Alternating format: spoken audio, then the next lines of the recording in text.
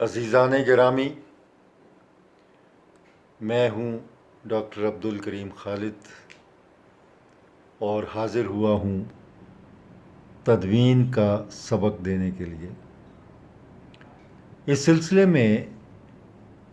پچھلے 2 لیکچرز میں ابتدائی معلومات فراہم کر چکا ہوں اور آپ کو یہ بتا چکا ہوں کہ تدوین کیا ہے اور اس کی اہمیت کیا ہے اور اس کے ذریعے ہم ادب کی کن ضرورتوں کو پورا کرتے ہیں۔ اب ہمیں یہ دیکھنا ہے کہ اگر یہ اتنا اہم اور ضروری کام ہے تو اس کے کیا اصول ہیں، کیا شرائط ہیں، کیا چیزیں ہیں جنہیں ایک مدون کو اپنے پیش نظر رکھنا ہوتا ہے اور اس کے مطابق ایک ترتیب سے اپنا کام سر انجام دینا ہوتا ہے۔ اس سلسلے میں پھر وہ رشید حسن خان صاحب کی بات دہرانا چاہوں گا۔ انہوں نے اپنی کتاب ادبی تحقیق، مسائل اور تجزیہ میں یہ بات لکھی ہے کہ تدوین کے لیے مزاج کا تحقیق آشنا ہونا ضروری ہے۔ مزاجاً آپ محقق ہوں، جو ہو آپ میں چیزوں کو تلاش کرنے کی ایک جستجو، ایک امنگ ہو اور آپ کسی بھی مرحلے پہ اس کام میں بوریت محسوس نہ کریں، اکتا نہ جائیں یا یہ نہ سمجھیں کہ ایک بوجھ ہے جو آپ کے سر پہ پڑا ہوا ہے اور اسے ڈھونا ہے آپ کو۔ اس طرح تو یہ اتنے اہم کام انجام نہیں پاتے۔ یا آپ یہ سمجھیں کہ جناب یہ ادارے کی طرف سے میری ڈیوٹی لگائی گئی ہے اس کام کے لیے اور جیسے تیسے اسے سر سے اتار کے پھینکنے کی کوشش کریں۔ تحقیق اور تدوین کا کام ایسے انجام نہیں پاتا۔ اس میں تو ایک خواہش، ایک آرزو، ایک لگن اور پوری طرح ذہن کا اس کام میں شامل ہونا، جسے ہم کہتے ہیں نا پوری انوالومنٹ ہونی چاہیے، تب جا کر یہ کام جو ہے یہ سر انجام پاتا ہے۔ اگرچہ بڑا تھکا دینے والا کام ہے، بڑا بور کام ہے، تخلیق کے مقابلے میں اسے لوگ کم اہمیت دیتے ہیں کہ وہ تحقیق آدمی جو ہے وہ کتابوں میں ہی سر کھپاتا رہے، مسودوں کی دھول جھاڑتا رہے، گرد صاف کرتا رہے، یہی کام ہے نا۔ لیکن گرد صاف کرنے والے کتابوں کی وہ کئی طرح کی بیماریاں انہوں نے گلے میں ڈال دی، لیکن اس کام کو پورا کر کے انہوں نے سانس لیا اور ایک طمانیت کے ساتھ اس دنیا سے رخصت ہوئے۔ ان کے تحقیقی کارنامے آپ دیکھ لیں، بڑے بڑے نام میں نے پچھلے لیکچر میں گنوائے تھے آپ کو نام کے۔ ہمارے تحقیق میں آپ آگے چل کے پڑھیں گے، محققین اور مدونین جو ہیں بہت کمال کے کام انجام دیے اور ان کاموں نے ہمارے ادب کی صورتحال کو تبدیل کر دیا۔ بہت سارے ایسے واہمے جو تھے جنہیں ہم غلط بات کو صحیح سمجھ بیٹھے تھے، تحقیق نے اور تدوین نے ان کے عقدے کھول دیے اور وہ بتا دیا کہ یہ بات جو تھی یہ کہاں تک صحیح تھی اور کہاں تک غلط تھی۔ تو اس حوالے سے مدون کو ان تمام اصولوں اور ان تمام شرائط سے کما حق واقف ہونا ضروری ہے جو ایک لازمے کی حیثیت رکھتے ہیں تدوین کے لیے۔ تحقیق کے اپنے اصول ہیں، بعض جگہوں پہ اشتراک بھی ہے، جو تحقیق کے اصول ہیں وہ تدوین میں بھی آ جاتے ہیں، لیکن الگ الگ چونکہ دائرے ہیں اس لیے اصول بھی الگ ہیں۔ اب اس سلسلے میں لازم ہے کہ ان اصولوں سے واقف ہو اور عملی مسائل جو اس راہ میں درپیش ہیں ان سے بھی واقف ہو، اور اسے معلوم ہو کہ تدوین کا طریقہ کیا ہے اور تحقیق متن کیا ہوتی ہے۔ اب دیکھیں نا، متن میں تحقیق کا لفظ آ گیا۔ تحقیق متن کو بنیادی حیثیت، آج ہم اس پہ بات کریں گے آگے چل کے ذرا۔ صحت متن سے کیا مراد ہے، اختلاف نسخ کا کیا مطلب ہے، اور ایسے ہی دوسرے متعلقات جو تدوین کے کام سے جڑے ہوئے ہیں، مثلا زبان کا علم، زبان کے قواعد کا علم۔ اگر آپ شاعری پہ کی تدوین کر رہے ہیں تو شاعری کے قواعد، کیا شاعری کی تدوین کرنے والا شخص جو ہے علم عروض سے واقف ہے؟ اسے علم ہے کہ بحریں کون کون سی ہیں، کتنی بحریں ہیں، اور جس شاعری کی وہ تدوین کر رہا ہے یا جو غزل اس کے سامنے ہے اس کی بحر کیا ہے اور اس بحر کا نام کیا ہے، اور اس میں کہاں پہ چوک ہوئی ہے شاعر سے یا کاتب جس نے یہ لکھا ہے اس سے کہاں غلطی ہوئی، کہاں لفظ اس نے غلط لکھ دیا۔ تو زبان کا علم تاکہ اسے لفظوں کی پہچان ہو اور اسے پتہ ہو کہ یہ لفظ جو ہے اس کا املا اس طرح سے ہے، اور یہ فلاں جو متن ہے جو دستیاب ہوا ہے اسے، اس میں یہ لفظ جو ہے یہ یوں لکھا گیا۔ تو یہ ساری چیزیں ایسی ہیں جن کا جاننا مدون کے لیے بہت ضروری ہے۔ اور پھر زبان سے واقفیت ہو۔ اردو کے متن کو اگر آپ مرتب کر رہے ہیں تو رشید حسن خان صاحب کہتے ہیں کہ فارسی بھی آپ کو آنی چاہیے، کیونکہ زبان جو ہے بہت سارے الفاظ جو ہیں، تراکیب جو ہیں جو استعمال شاعری میں ہو رہی ہیں وہ فارسی کی تراکیب ہیں۔ بعض جگہوں پہ مخلوط ترکیبیں آ گئیں، ایک عربی کا لفظ ہے دوسرا فارسی کا، اور وہ مرکب کی صورت میں پیش کیا گیا۔ اس بات کا علم ہونا چاہیے۔ اب اس کا مطلب یہ ہوا کہ اسے لغات کا علم ہونا چاہیے، اور لغات اس کے مطالعے میں رہے، اور لغات کا جو لفظ کی فائنڈنگ ہے وہ کیسے، اور پھر یہ کہ اس کے بارے میں جو اشارے دیے ہوئے ہیں وہ کیا ہیں، ان کا کیا مطلب ہے، لغات پورا علم اللغات جو ہے وہ اس پہ عبور ہو اسے۔ تو کوئی ایک سیاپا نہیں ہے، اس میں 100 سیاپے ہیں، لیکن 100 سیاپے جو ہیں ان پہ پوری طرح عبور ہونا اور ان کا علم ہونا اور ان عقدوں کا حل جو ہے وہ اس کے پاس ہونا چاہیے۔ اسی لیے کہتے ہیں نا ماہر، آپ ماشاءاللہ اسکالرز ہیں اور بننے جا رہے ہیں، آپ نے بھی آگے جا کے مقالہ لکھنا ہے، تحقیق کا کام کرنا ہے، کو تدوین کا کام بھی آپ کر سکتے ہیں، تو آپ کو پتہ ہونا چاہیے کہ تدوین کے کیا اصول ہیں اور کیا شرائط ہیں، کیونکہ بنیادی طور پہ یہ ایک فن ہے اور ہر فن کے کچھ اصول ہوتے ہیں، یہ چل چلاؤ والا کام نہیں ہے۔ ایک فنی حوالے سے تمام جو فنی اصول ہیں ان کا جاننا اور ان کا حامل ہونا اور ان پہ عبور ہونا یہ بہت ضروری ہے۔ اس کے بغیر تدوین کا کام جو ہے وہ انجام نہیں پا سکتا۔ تو انہوں نے کہا جی رشید حسن خان صاحب کہتے ہیں فارسی آنی چاہیے، واجبی سی نہیں، پوری پوری۔ اب مثلا آپ دیکھیں نا دیوان غالب اردو کا دیوان بھی ہے، کہا جاتا ہے کہ جو اس کا اصل سرمایہ ہے غالب کا وہ فارسی میں ہے، فارسی دیوان۔ اقبال کو لے لیجئے، اقبال ایران میں اپنی فارسی شاعری کی وجہ سے معروف ہیں اور شاعر لاہوری ان کو کہا جاتا ہے۔ پنجاب کے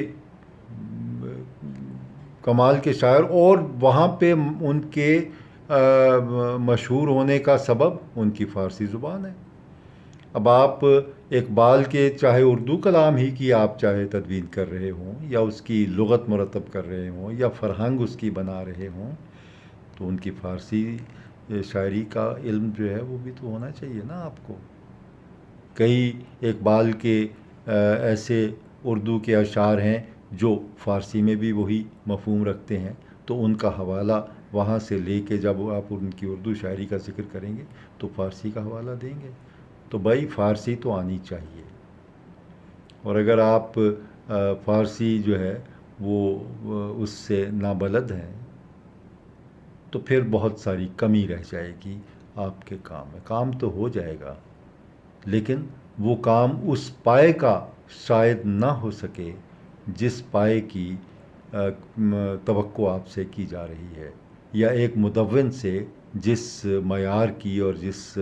اس کے پائے کی توقع کی جاتی ہے۔ اس کے بعد وہ کہتے ہیں کہ جناب بات یہ ہے کہ فارسی ہو، اور پھر زبان و بیان پہ بھی عبور ہو، اور جس عہد کی تصنیف کو وہ مرتب کرنے جا رہا ہے اس عہد کی زبان کا اسے علم ہونا چاہیے، اور اسے پتہ ہو کہ کیا تبدیلیاں اس زبان میں آگے چل کے ہوئیں، اور اس زبان نے اس عہد میں کیا شکل اس نے اختیار کی، اور بعد کے زمانے میں اس نے کیا شکل اختیار کی۔ پھر لفظوں کے استعمال کا طریقہ اسے پتہ ہونا چاہیے، جملوں کی ترکیب جو ہے وہ اس کے علم میں ہونی چاہیے، تذکیر و تانیث کا اسے علم ہونا چاہیے، متروکات کے لحاظ سے اس خاص مصنف یا اس کے ہم اثروں کے یہاں کیا خاص الفاظ جو ہیں وہ برتے گئے، اور کیا خاص باتیں ان الفاظ کے حوالے سے موجود رہی ہیں۔ تو یہ ساری چیزیں جو ہیں یہ آپ کے متن کے سلسلے میں آپ کو جاننا ضروری ہے، اور یہ ساری تحقیقی کام ہے۔ آپ کہتے ہیں کہ تحقیق جو ہے اس کے بغیر تدوین جو ہے وہ ہو سکتی ہے، کیسے ہو سکتی ہے؟ آپ کو تحقیق کر کے اس عہد کی زبان کے بارے میں معلومات حاصل کرنی پڑیں گی، سارا خالص تحقیقی کام ہے۔ اس ضمن میں جو بنیادی نقطہ ہے جس پہ آج میں بات کروں گا وہ ہے تحقیق متن، کہ متن کی تحقیق کیا ہوتی ہے۔ اور اس سلسلے میں ہمارے ماہرین نے بہت سی باتیں کی کہ متن کو اس طرح سے جانچنا چاہیے، پرکھنا چاہیے، اس کے اصول اور ضوابط بیان کیے، اور تحقیق متن کے سلسلے میں کیا کیا کام جو ہے وہ کرنا چاہیے، اور کن دقیقوں کو اور کن رکاوٹوں کو اور کن مشکلوں کو کیسے عبور کرنا چاہیے، یہ ساری باتیں جو ہیں وہ بیان کی۔ اس سلسلے میں میں پچھلے لیکچر میں نے حوالہ دیا تھا ڈاکٹر تنویر احمد علوی، ایک ہمارے بہت محقق، ماہر محقق رہے ہیں، اور اس سلسلے میں انہوں نے بڑا کام کیا، خاص طور پہ اصول تحقیق و ترتیب متن۔ یہ میں نے پچھلی دفعہ کتاب بھی آپ کو دکھائی تھی، اگر وہ کتاب آپ کو دستیاب ہے تو اس کے صفحہ نمبر 78 پہ انہوں نے ایک عنوان قائم کیا ہے، اور اس کا نام ہی رکھا ہے تحقیق متن۔ اس میں انہوں نے یہ بتایا کہ متن کی تحقیق یعنی اس کی جانچ پرکھ کیسے کی جاتی ہے۔ اس ضمن میں انہوں نے 4 اصول بیان کیے، 4 باتیں، الف ب ج د۔ پہلی الف، متن کی حیث اس کی جو فارمیشن ہے، اس کا جو سٹرکچر ہے، اور اس کی حدود کا تعین، یہ پہلا نقطہ ہے۔ دوسری بات انہوں نے کہی کہ الحاق اور اضافات کی نشاندہی جس کے ذیل میں تصرفات کا مطالعہ بھی آتا ہے۔ یہ بڑا اہم نقطہ ہے۔ آگے چلنے سے پہلے میں ذرا اس کی وضاحت کر دوں کہ الحاق ایسا کلام جو کسی شاعر یا کسی سخنور کے کلام کے ساتھ ملا لیا جاتا ہے، اور اس کا نقصان یہ ہوتا ہے کہ تحقیق کرنے والا بعض دفعہ اس الحاقی کلام کا حوالہ دے کر اس شاعر کے بارے میں غلط نتائج جو ہیں وہ نکال لیتا ہے۔ مثال کے طور پہ ایسے مشہور شعراء جو لوگوں میں بہت معروف تھے اور بڑا ان کا نام تھا، ان کے ساتھ ایسے ایسے اشعار لگا دیے گئے جو مزاجاً بالکل ان کے اپنے معلوم ہوتے ہیں لیکن ان کے نہیں ہیں، کسی اور شاعر کے ہیں، تو الحاق ہو گیا ان کا اس شاعر کے ساتھ، اس کے کلام میں مل گئے۔ اب بڑا مشہور شعر کہ اسلام زندہ ہوتا ہے ہر کربلا کے بعد، اقبال کا لگا دیا کہ اقبال کا شعر ہے، اقبال کا نہیں ہے۔ تم دیے باد مخالف سے نہ گھبرائے عقاب، یہ تو چلتی ہے تجھے اونچا اڑانے کے لیے۔ مزاجن آپ دیکھیں اقبال کا کلام لگتا ہے، اقبال کا تو بلکہ جو پرندہ جو علامت کے طور پہ آیا عقاب، وہ بھی اس میں آ رہا ہے، لیکن یہ اقبال کا شعر نہیں ہے۔ تو یہ الحاقی کلام ہو گیا، بعض لوگوں نے اقبال کے کھاتے میں ڈالا۔ اسی طرح سے بے شمار مثالیں، میں مثالیں آپ کو دوں گا آگے جا کے۔ میر کے ساتھ، میر کے نام کے ساتھ ایسے اشعار لگا دیے گئے، مقابلہ تو دل ناتواں نے خوب کیا، میر کے نام لگا دیا مصرع، بلکہ پورا شعر لگا دیا۔ اب مدون جو ہے وہ تحقیق کے ذریعے اس بات کو تلاش کرے گا اور اس بات کی کھوج لگائے گا کہ یہ کلام جو ہے کیا یہ الحاقی تو نہیں۔ دوسرے اضافات، ایک غزل ہے اس میں ایک شعر اپنی طرف سے ڈال دیا جو اس شاعر کا ہے ہی نہیں، اسے اضافات کہتے ہیں۔ پھر تصرفات، تبدیل کر دیا، لفظ جو ہے اس شعر میں شاعر نے اور طرح استعمال کیا لیکن مدون صاحب جو ہیں ان کو اور لفظ بھا گیا اور انہوں نے وہ بیچ میں لگا دیا۔ اس طرح سے پورا ایک سنیریو جو ہے وہ گرد آلود ہو جاتا ہے، پورا منظر نامہ جو ہے وہ دھندلا جاتا ہے، آپ پہنچ ہی نہیں سکتے اصل تک جب اس طرح کے معاملات۔ تو تدوین کے لیے انتہائی ضروری ہے کہ تحقیقی پہلو جو ہے اس کو پیش نظر رکھا جائے، اور یہ دوسرا نقطہ جو بیان کیا ہے تنویر احمد علوی صاحب نے کہ الحاقی کلام کا پتہ ہو، الحاق جو ہے اس کا پتہ ہو، اضافات کا پتہ ہو، تصرفات کا پتہ ہو۔ تیسرے نمبر پہ وہ کہتے ہیں کہ متن کے گمشدہ سلسلوں کی بازیافت، وہ چیزیں جو خارج ہو گئیں، محو ہو گئیں، گم ہو گئیں، پورا متن دستیاب نہیں ہوا، متن کا کچھ حصہ مل گیا، ایسا مسودہ ملا جس کے پہلے 4 صفحے جو ہیں وہ غائب ہیں، آخری 5 صفحے جو ہیں وہ غائب ہیں۔ تو یہ گمشدہ سلسلے کس نے تلاش کرنے ہیں؟ مدون نہیں کرنے ہیں نا۔ تو مدون اگر تحقیقی جو رکھتا ہوگا، تحقیقی مہارت رکھتا ہوگا، تبھی وہ جا کے تلاش کرے گا نا۔ آثار کے ساتھ چلے گا، ایک سرا ہاتھ میں آتا ہے نا، تحقیق میں تو ایسے ہوتا ہے کہ آپ کے ہاتھ میں ایک سرا آنا چاہیے، سرا آتا ہے، اس سرے کو پکڑ کے پھر آپ چل پڑتے ہیں اللہ کا نام لے کے، اور وہ سرا جو ہے بعض اوقات بڑے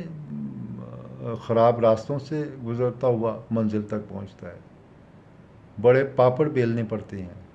بڑی مشکلات درپیش ہیں۔ جو اس کام میں پڑتا ہے نا، وہ اس احوال کو جانتا ہے کہ کیا کیا مسائل جو ہیں وہ اسے درپیش ہوتے ہیں۔ اس کے بعد آخری نقطہ انہوں نے بیان کیا کہ متنی حقائق کی جستجو اور چھان بین، اس کے موضوع کے حوالے سے متنی حقائق کیا ہوتے ہیں کہ یہ جو متن ہے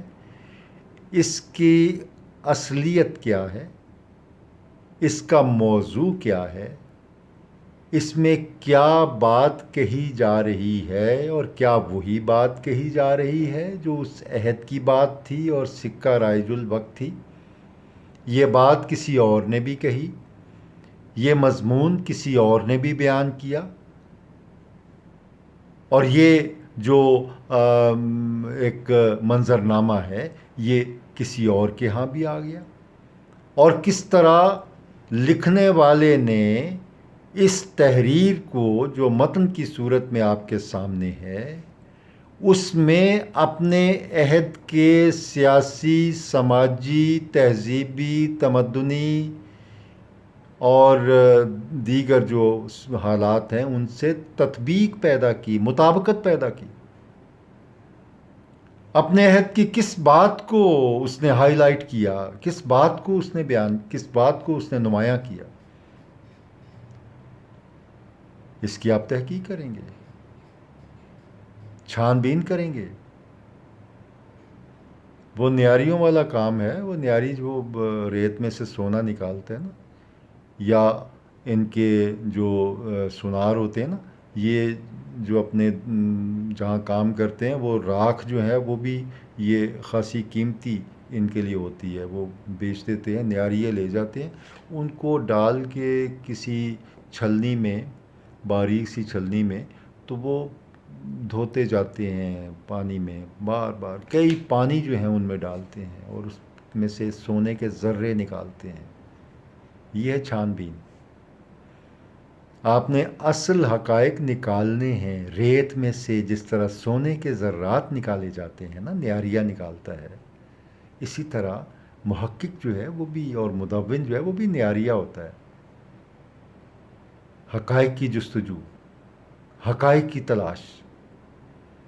تو یہ 4 نقطے متن کی تحقیق سے متعلق ہیں اور جنہیں تنویر احمد علوی نے اپنی کتاب میں بیان کیا۔ اب ان کو پیش نظر رکھ کے جب آپ آگے چلیں گے تو بڑے بڑے منظرنامے آپ کے سامنے آئیں گے، بڑی بڑی دلچسپ باتیں آپ کے سامنے آئیں گی، عجیب و غریب حقائق آپ کے سامنے آئیں گے کہ کس طرح سے ان جو نکات ہیں ان سے عدم توجہی کی بنا پر ایسے متن جو ہیں وہ مرتب کر دیے گئے جن کے نتیجے میں آنے والے محقق کو بھی تسامح ہوا، دھوکہ ہوا، غلطی ہوئی، اور نقاد کو بھی غلطی ہوئی اور اس نے غلط نتائج اس میں سے نکال دیے۔ مطلب وہ ایسے متن پہ تنقید کر رہا ہے، ایسے متن کا حوالہ دے رہا ہے، جیسے میں نے ابھی بات کی آپ کے سامنے کہ جو اس کا ہے ہی نہیں، اس کا غلط نتیجہ نکلا۔ وہ شاعر بیچارہ کچھ تھا اور آپ کی اس طرز ادا نے اسے کچھ اور بنا دیا، جو اس کے وہم میں بھی نہیں تھا کہ وہ شاید وہ ایسا بن سکتا۔ بہرحال تو یہ اس میں جو سب سے پہلا جو نقطہ میں نے بیان کیا کہ متن کی حیت، متن کی حیت کیا ہوتی ہے، اس سلسلے میں علوی صاحب کہتے ہیں کہ اس کی 2 واضح صورتیں سامنے آتی ہیں۔ متنی حیت جو ہے حید کہتے ہیں اسٹرکچر کو، ٹھیک ہے، اس کو یعنی اس کی کیا حدود، کہاں تک اس کی سلسلہ جو ہے وہ جاتا ہے اور کہاں پہ رک جاتا ہے، ٹھیک ہے۔ اس میں یہ کہتے ہیں کہ ایک منضبط متن ہوتا ہے اور ایک منتشر متن ہوتا ہے۔ منضبط وہ ہے جو ایک ترتیب سے پہلے سے بیان کیا گیا ہے۔ مثلا 18ویں صدی عیسوی میں ایک مصنف نے ایک کتاب لکھی، اسے ایک ترتیب سے لکھا، یا شاعری کی کتاب جو ہے وہ مرتب کی یا کلیات مرتب کی، وہ ایک ترتیب سے منضبط صورت میں وہ مل گئی۔ منتشر کیا ہوتا ہے کہ کتاب تو اس نے بیچارے نے مرتب نہیں کی، اس کے وسائل ایسے نہیں تھے کہ وہ کتاب مرتب کر سکتا، گاہے گاہے اس کی چیزیں مختلف جگہوں پر چھپتی رہیں اور پھیلی ہوئی صورت میں، منتشر صورت میں وہ چیزیں جو ہیں وہ موجود رہیں، یہ منتشر متن ہوگا۔